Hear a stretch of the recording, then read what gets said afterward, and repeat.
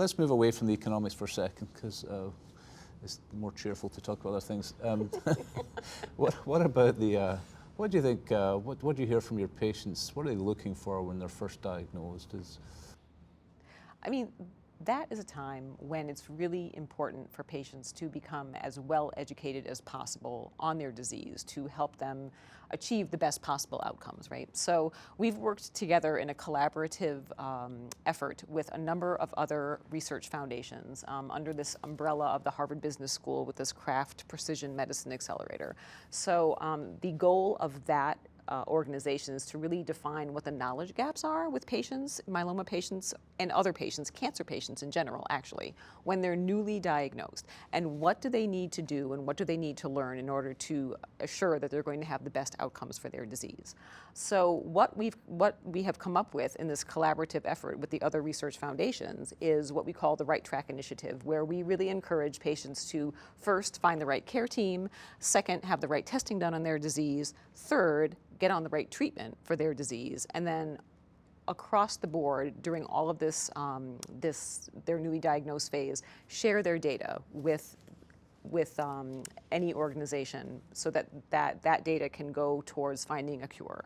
So for myeloma specifically, it's very important to find a care team that sees a lot of myeloma patients, because we know that myeloma is a very heterogeneous disease and it's very complicated. And it's moving very quickly. There's a lot of new developments very rapidly. So it's important for patients to see a myeloma specialist, a hematologist, oncologist who sees a lot of patients who can help and really give them the best advice. They certainly can continue going to their community oncologist, but we encourage them to get a second opinion and to consult with a hematologist, oncologist at least once a year.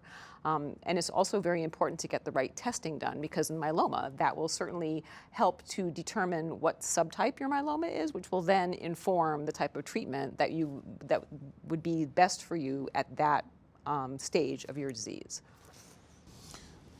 Thank you.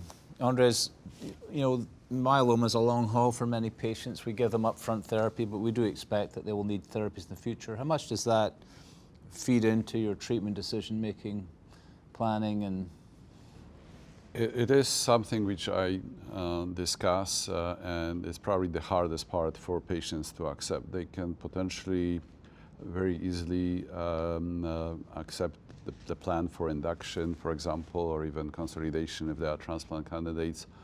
The concept of prolonged treatment is more difficult to not only discuss, but eventually to accept. Do you save drugs for later, or do you use all your best drugs up front?